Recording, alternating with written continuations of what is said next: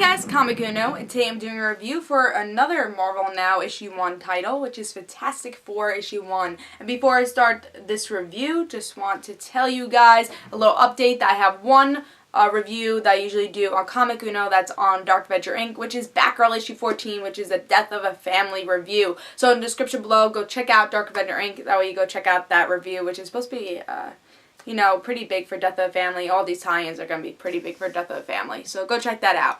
But let's start the review for Fantastic Four issue 1. Pretty plain cover, which is expected with these issue 1s.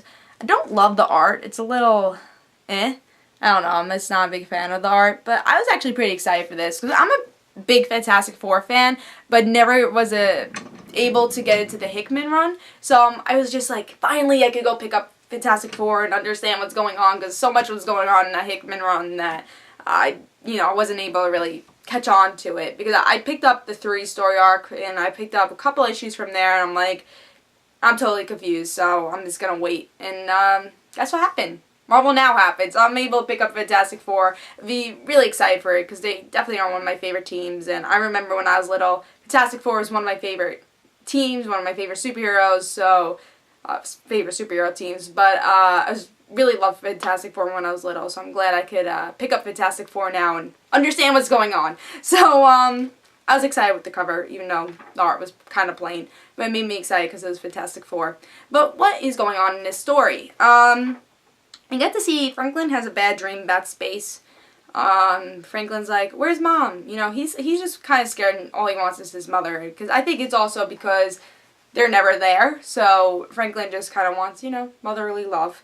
We get to see just a normal day in their lives, and then Reed figure out that because in the beginning of this first adventure, we get to see Reed gets his arm cut for no reason, and he's like, oh, what's going on here? And he thinks he's dying because whatever is happening with his powers are getting weaker, and he doesn't know if that's going to happen to the rest of the family. So he's kind of worried about that, but really keeping it from everyone else, because that's what Reed does. So that's what's happening with Reed in this issue, and why he plans a vacation to outer space with the family. So that's pretty much the cliffhanger. And we also get to see Johnny has a new girlfriend. I think it's Miss Thing, who's going to be an FF, so I'm guessing they're just kind of trying to promote that a little. So I don't know anything about her character. I actually think she's a new character, so I thought that was kind of random, which I don't know much about her character, and I felt like I was missing something, because again, I didn't read a lot of Fantastic Four,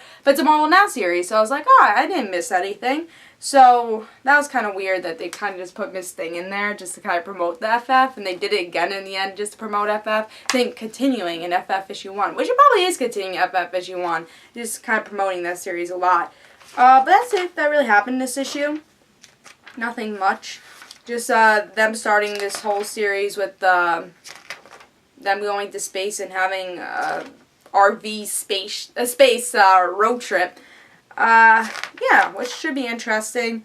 I like this issue. Did I love this issue? Far from it. I felt like some parts are very random.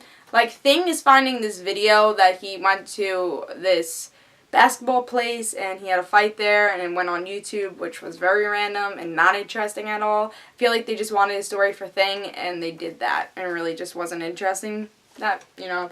And then the Johnny story, where it's just about Miss Thing, which, when did they get together? When did Miss Thing actually going to a comic book besides Marvel Point 1? I haven't seen her at all. Maybe I'm missing something because, again, I'm not a big Fantastic Four fan. I haven't been reading the Hickman run. But this is a Marvel Now title. We shouldn't be confused about that stuff. Especially if you know a lot about comics and just don't know a lot about the Fantastic Four. You shouldn't be confused about these things. So I was a little confused with that. I thought the road trip thing should be interesting. The Reed thing, the Franklin thing was really interesting. Kept my interest with this issue. I thought this was actually a good issue, just like here and there's some random stuff that I feel like they just wanted to fit the character into the story. But I liked it. The art was okay. Nothing really special, but it works for the why can't I speak today? For the Fantastic Four. It works for the Fantastic Four because it feels like the Hickman art, not Hickman art, but the Hickman series art that we used to see is kind of like this style. So I'm glad they kind of sticked with it. I like this art. Even though I didn't love it for the cover, I got used to it with the interior art, and I'm excited to see more of it for, you know, issues to come. So I like this issue. I definitely will be picking up Fantastic Four issue 2 and just onward, just picking up every month. I think it actually comes out like every 2 weeks. No, actually. Yeah, I actually think this one actually comes out every month. Some of them are coming out like every 2 weeks. I know Iron Man's doing that, so that's going to be a lot for my pocket. So, but Fantastic Four seems like it's only coming out every month, which is actually pretty good. I'm actually excited that it's only coming out every month because there's just too many Marvel Now titles that are coming out every 2 weeks. But I thought this was good, just wasn't amazing. There was problems with it, but it's definitely worth picking up. If you don't know anything about the Fantastic Four, you learn enough with this, I guess. I mean, I feel like this wasn't as new reader friendly as like Iron Man was. I think you do need to know, about FF, Fantastic Four, just previously a little bit about it. Because I know, stuff about the Fantastic Four and what happened with the Hickman run, but I didn't read it. So it was a little confusing to me with that whole Miss Thing thing. But I did know that the whole FF team lived with them, and I think if you didn't know anything about FF, then you'd be a little confused. So this was a little less new reader friendly, but still an enjoyable issue, and I think as issues go on, maybe they'll explain more stuff. But I enjoyed it. I'm going to give it a 3.5. Hope you guys enjoyed, and I will be picking up Fantastic Four probably monthly, unless it gets really bad. But so far, it's keeping my interest, and I will probably pick up FF to see how this continues. But hope you guys enjoyed this Comic Uno. Guys, don't forget to follow me on Twitter for Comic Uno and the Random Situations. Hope you guys enjoyed this Comic Uno, and I say pick it up. I give it a 3.5. Bye, guys.